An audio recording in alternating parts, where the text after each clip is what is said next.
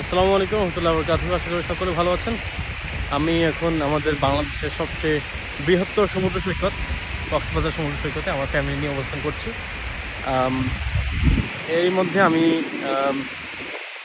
কিছু বলতে চাই। এই যে আপনারা দেখতে পাচ্ছেন ঢেউ ঢেউ খেলছে। এই ঢেউয়ের সাথে সাথে আপনাদের আমি যখন ঢেউটা পায়ের নিচে আমি আম, অনুভব করতেছিলাম, তখন আমি দেখলাম যে এই ঢেউয়ের সাথে আমার পায়ের নিচে বালিগুলো সরে যাচ্ছে। তখন আমার লাইফের একটা মোমেন্টের কথা মনে পড়লো, যখন আমি খুবই স্ট্রাগলিং টাইম আমার যাচ্ছিল। তখন আমার এমন হয়েছে যে মানুষের কিছু স্বভাব বা ব্যবহার যার কারণে আমার মনে হয়েছে যে আমার পায়ের নিচের মাটিগুলো সরে যাচ্ছে। তো আমার ওই কথাটা মনে পড়ছে।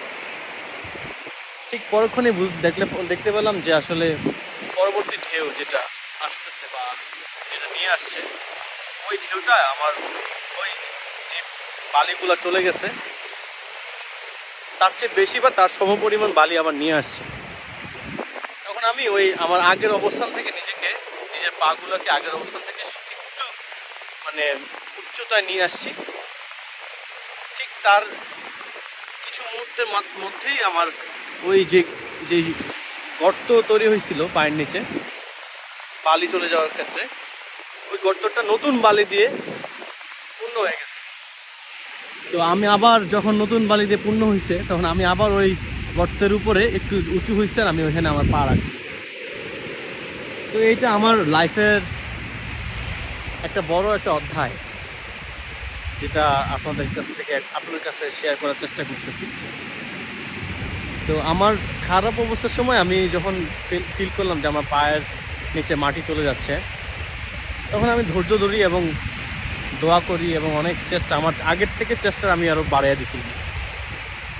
তো এরই প্রেক্ষিতে আলহামদুলিল্লাহ আল্লাহ তাআলা আমাকে নতুন মাটি দিয়ে আমার আগের শূন্যস্থান পূরণ করছে।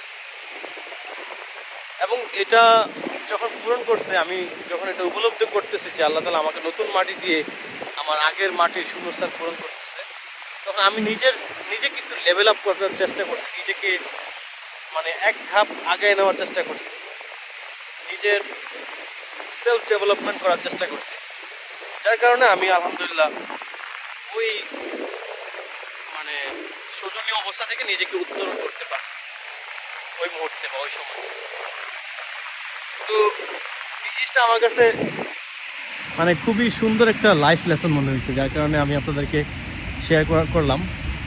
আপনারা যারা এখান থেকে একটু আমার মেসেজটা বুঝতে পারছেন, তারা অবশ্যই ধৈর্য ধরেন। যদি আপনারা লাইফে কোনো খারাপ সময় ফেস করতেছেন বা করেছেন, আপনারা হয়তো অনেকেই এটা থেকে উত্তরণ করছেন বা অনেকে এখন এটার মধ্যে দিয়ে যাচ্ছেন। আপনাদের উদ্দেশ্যে বলতেছি, আপনারা একটু ধৈর্য ধরেন এবং আপনারা চেষ্টা আরও বাড়িয়ে দেন, নিজেকে একটু লেভেল আপ করেন, আর আপনারা ধৈর্য এবং দোয়ার মাধ্যমে আপনারা আগান এবং ঠিক সঠিক সময়ে আপনি আপনার আপনার লেভেল আপ করবেন, আপনার পাটা আলগে ধরবেন, যাতে করে আপনার যে নতুন মাটিগুলো আসতেছে তা দিয়ে আপনি আপনার শূন্যস্থানগুলো পূর্ণ করতে পারেন। যদি এটা না করতে পারেন সঠিক সময়ের মধ্যে, তাহলে ওই নতুন বালিগুলো এসে আপনাকে আরও ঢেকে দিবে। তো আশা করি বুঝতে পারছেন আমার মেসেজটা। Thank you so much, so very much, and আমার বক শোনার জন্য ধন্যবাদ। আসসালামু আলাইকুম।